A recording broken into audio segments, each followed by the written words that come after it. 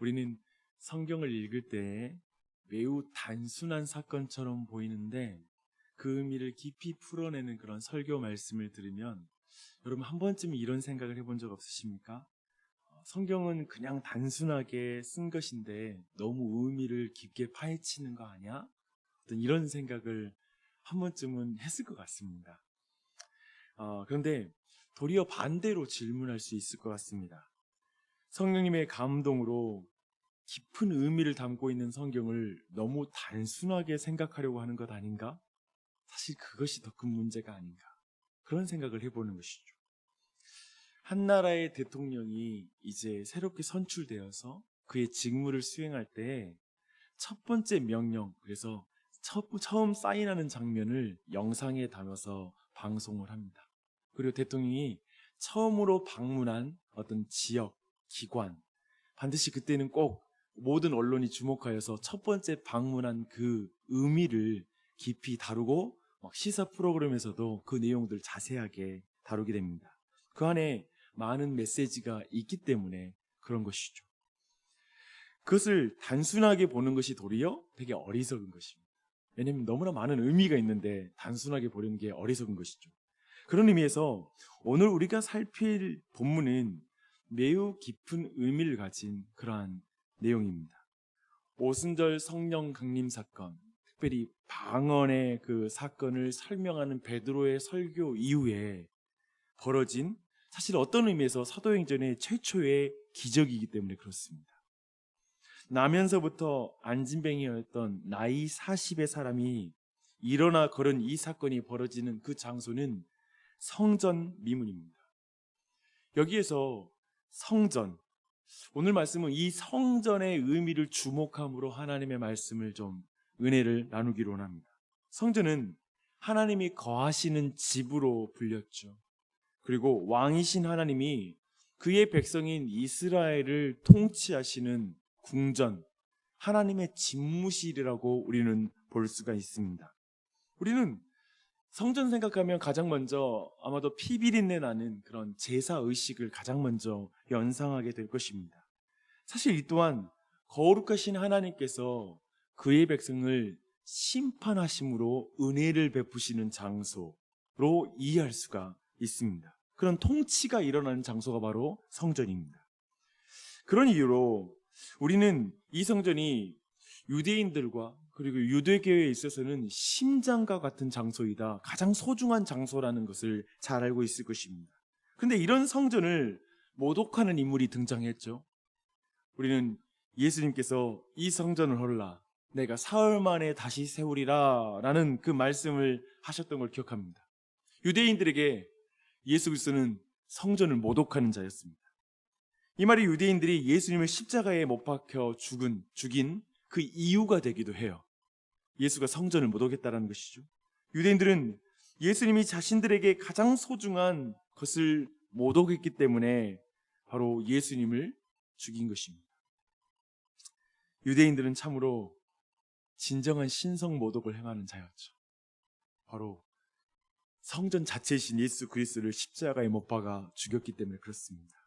신을 십자가에 못 박았습니다. 그런데 예수님께서 이들의 가장 큰 악을 십자가 위에서 가장 큰 선으로 바꿔버립니다. 놀라운 일이죠. 사실 눈에 보이는 성전은 모델하우스이죠. 그렇죠? 성전의 실체는 예수 그리스도이십니다. 예수님은 임마누엘이라고 부르시죠. 우리 가운데 함께 거하시는 하나님이라는 의미입니다. 문제는 유대인들을 포함해서 모든 사람들이 죄를 가진 죄인이었기 때문에 거룩하신 하나님이 거하실 수 없다라는 거예요. 그게 가장 큰 문제이고 이걸 해결해야 했습니다. 예수님은 이 문제를 바로 십자가 위에서 해결하는 참된 성전이셨습니다. 예수님은 참으로 그 성전의 역할을 온전하게 수행하셨습니다. 어떻게요? 예수님의 육체가 십자가 위에서 허물어집니다. 정말 허물어지셨습니다. 십자가에서 죄 없으신 예수님은 친히 제물이 되셔서 피를 흘리시고 그 살이 창에 찔려 찢기셨습니다. 이것은 하나님이 죄인을 향하여 무서운 심판을 행하시는 그 무서운 통치가 이루어지는 그 현장이었습니다. 그렇게 예수님은 죽으시고 죄인을 대신하여 무덤에 들어가셨습니다. 그러나 예수님은 사흘 만에 다시 부활하시죠. 이 모든 것에서 주목할 것은 지금 예수님께서 참된 성전으로서 모든 기능을, 그 역할을 수행하셨다는 거예요. 완벽하게 행하셨다는 것입니다. 그러므로 모델하우스가 실체인 본 건물이 지어지면 그 기능을 다하듯이 눈에 보이는 저 예루살렘의 성전은 실체가 되시는 예수 그리스도의 십자가와 부활의 사역을 통해 이제 그 기능을 다한 것입니다. 새로운 시대가 열린 것이죠. 사도행전은 이제 이 일에서 한 걸음 더 나아가 성전의 새로운 시대가 열렸다는 것을 우리에게 분명하게 말하고 있습니다. 그것이 바로 오순절의 성령 강림 사건입니다. 성령 하나님이 이제는 제자들 각자 위에 불로 임하는 사건이 나타나는 것이죠. 각자 위에 임하는 거예요. 성령님이 성전이신 예수님에게 공생애를 시작하기 전에 임하신 것처럼 이제 제자들에게 성령님이 각자에게 임하십니다. 이 말은 제자들이 이제 모바일 성전이 되었다는 것입니다. 움직이는 성전이 되었다는 것이죠. 이제 이동하는 성전이 이 땅에 만들어진 것이고 그것이 바로 교회라는 것입니다. 교회 공동체가 이제 구약에서 보였던 그 성전의 기능을 그대로 감당한다는 것입니다. 이제 성전의 실체이신 예수님의 죽음과 부활을 믿음으로 성령이 거하시는 공동체가 만들어졌다는 거예요. 그게 오순절 성령 강림 사건의 의미입니다.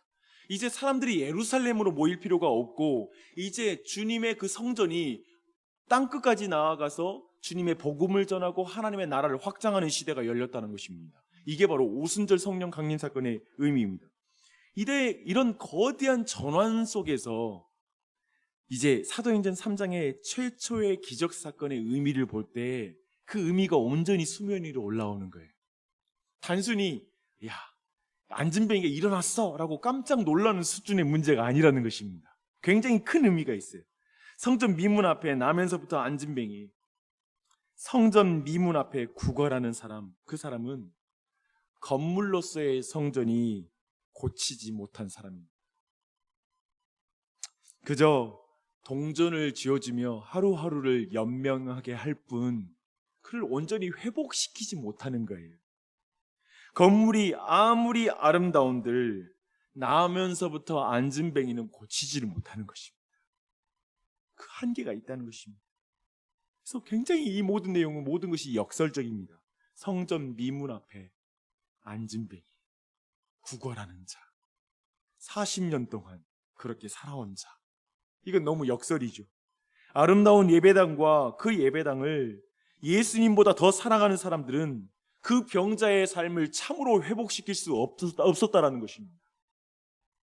그리고 그 무너진 인생, 무너져서 한 번도 일어나 본 적이 없는 인생, 그 삶을 일으키지 못했다라는 거예요. 성전 미문 앞에서 구걸하는 이 병자는 그런 의미에서 참된 성전이신 예수님을 부인했던 유대교와 유대인들 그리고 성전이 결코 그 자체가 얼마나 무력한지를 보여주는 그러한 사람이었습니다. 근데 그 사람 앞에 모바일 성전이 지금 다가가고 있는 거예요. 베드로와 요한, 그들은 모바일 성전이죠. 성령님으로 충만한, 성령님이 거하는 그런 성전들이 이제 걸어가서 그 안진뱅이에게 다가가고 있습니다. 병자는 두 사람에게 은과 금을 얻고자 보았다라고 말하고 있습니다. 하지만 두 사람은 병자에게 다른 것이 필요하다고 판단해요. 그리고 병자는 다른 회복, 궁극적인 회복이 필요하다고 보고 있습니다. 그에게 필요한 것은 무엇입니까? 은과 금이 아니라 나사렛 예수 그리스도의 이름이 필요하다고 보는 거예요. 왜 그럴까요? 그 사람에게 필요한 회복은 오늘 먹고 사는 회복이 필요한 게 아니라 궁극적으로 영생하는 회복이 필요하다고 보는 거예요. 그가 일어서는 회복이 필요하다고 지금 보고 있습니다. 예수님이 그렇기 때문에 그 궁극적인 회복을 위해서는 그가 일어서는 것, 진정한 재건, 진정한 리빌딩을 위해서는 예수 그리스도가 필요한 거예요. 그렇게 보는 것이죠. 그거 예수 그리스도만이 그의 무너진 인생, 한 번도 일어나 본 적이 없는 인생에게 예수 그리스도가 필요하다고 보는 것입니다. 예수님만이 그를 일으킬 수가 있는 것이죠. 다시 그의 삶을 일으키는 것입니다. 그래서 그의 사람에게 필요한 것은 은과 금과 칼과 힘이 아니라, 저 아름다운 건물이 필요한 게 아니라, 빌딩이 필요한 게 아니라, 50평 아파트가 필요한 게 아니라, 어떠한 것이 그 인생을 세우는 것이 아니라 예수 그리스도가 필요하다고 보는 것입니다. 이렇게 첫 기적은, 사도행전의 첫 이적은 새로운 시대가 도래했다는 걸 보여주는 것입니다. 건물 성전이 아니라 모바일 성전의 시대. 그렇죠? 예루살렘 성전의 시대가 아니라 온 세상에 교회의 시대가 열렸다는 걸 보여주고 있습니다. 주 안에서 사랑하는 여러분, 사람들은 그때나 지금이나 눈에 보이는 건물 성전을 참 중요하게 생각하는 것 같습니다. 그것을 너무나 사랑하는 것 같아요. 그게 대단한 능력이 있다라고 생각하는 것 같습니다. 그래서 은과 금을 동원해서 그걸 짓고 치장하는 일에 거의 인생을 허비해요. 한국인들 그런 말 하잖아요. 그냥 월급을 20년 모아야 이제 서울에 집 한 채 살 수 있다. 그런 말 하잖아요. 온 인생 다 투자해서 자기 집 갖는 것이 꿈이죠. 꼭 교회당 짓는다는 의미만은 아닐 거예요. 이 성전이라는 의미가 우리 각자의 성전이 있을 수 있어요. 정말 내가 이것이 있어야 내 인생이 행복해질 것 같아. 이것이 있어야 내 인생이 정말 일어서는 인생 될 것 같아. 이것이 있어야 내가 정말 내 인생 정말 뛰어가는 인생 될 수 있을 것 같아 하는 그런 뭐가 있을 것입니다. 각자의 성전을 치장하고 있고, 어쩌면 오늘날 자본주의 세상에서 우리에게 가장 기대하는 게 무엇일까요? 은과 금? 그게 아닐까요? 어쩌면 그것이, 은과 금이라는 것이 이 시대의 안전이고 정체성이고, 그것이 모든 걸 보장하는 마법을 부리는 그런 능력처럼 보이는 게 바로 은과 금이 아닙니까? 우리 중 누가 은과 금을 싫어할 사람이 있겠습니까?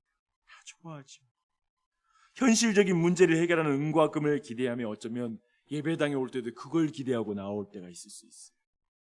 어쩌면 그날 말씀을 들을 때 뭔가 은과 금을 내게 줄 수 있는 그 능력의 말씀을 그 설교자에게 기대하면서 바라보면서 내게 좀 현실적인 문제를 해결해 주는 그 말씀을 해주십시오. 내 마음을 좀 평안하게 해주는 말씀을 주십시오라고 그렇게 바라보면서 말씀을 들을 수 있습니다. 내 마음의 불안을 지울 평안의 말씀 어디 없나 하고 성경책을 뒤적거릴 수 있습니다. 뭔가 종교가 뭔가 해결해 줄 것처럼 그렇게 보는 것이죠.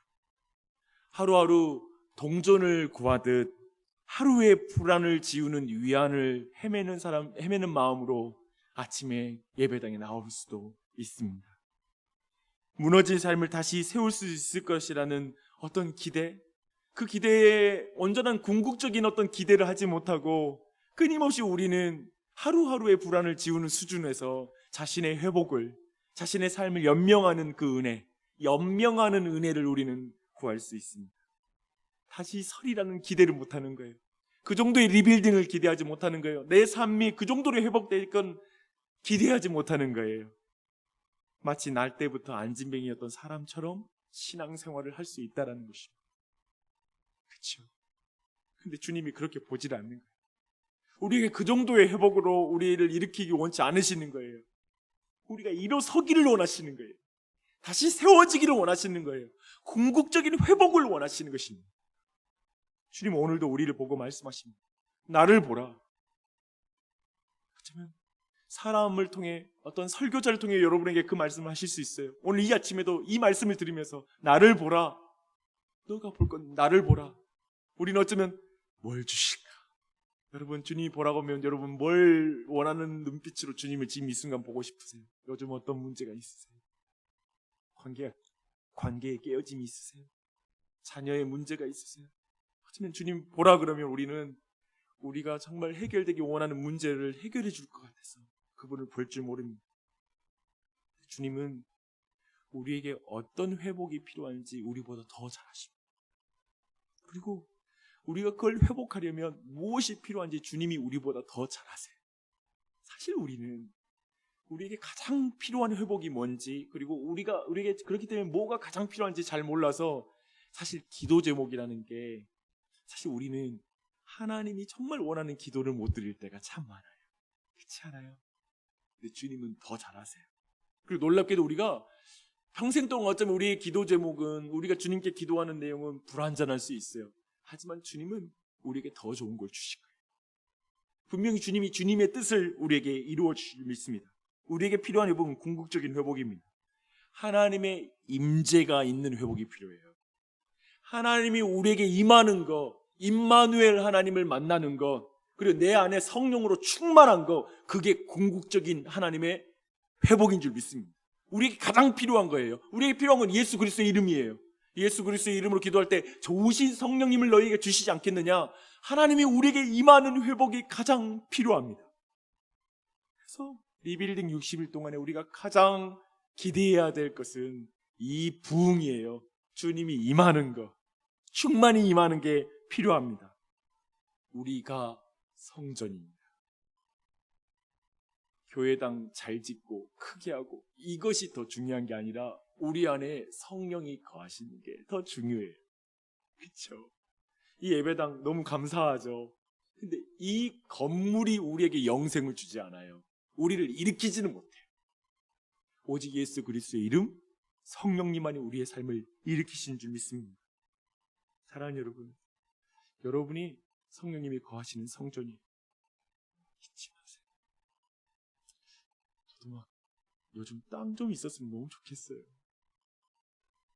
아유, 이 동네에다가 내가 땅을 사서 집을 지으려고 하니까 이게 돈이 얼마나 많이 필요한지. 이 땅에서 내 삶을 안락하게 해주고 편안하게 하긴 그치만, 근데 그것보다 더 좋은 집이 있는데 우리 마음이 예수님의 피값 주고 사신 성전이 나예요. 그러면 얼마나 귀한 거예요. 그렇죠? 그리고 그 성령님이 내 안에 거하시는 그 회복이 얼마나 궁극적이에요. 야, 이 리빌딩은 돈이 필요 없네요. 은과 금이 문제가 아니네요. 더 귀한 예수님의 보혈의 은혜가 필요할 뿐이네요. 우리가 믿고 기도하고 그 가운데 회복되는 것이네요. 그러니 얼마나 감사합니까? 여러분, 그렇게 기도하는 이 한 주가 되시길 바랍니다. 그런 은혜를 우리 가정에 임하게 해달라고, 우리 자녀들에게 임하게 해달라고, 우리 교회에 임하게 해달라고, 내가 알고 있는 우리 가족들, 친척들에게 임하게 해달라고 기도하는 게 바로 이 아침이에요. 그게 진짜 기도예요. 그러한 참된 리빌딩인 우리의 삶이 되시기를 예수님의 이름으로 축원합니다. 기도하겠습니다.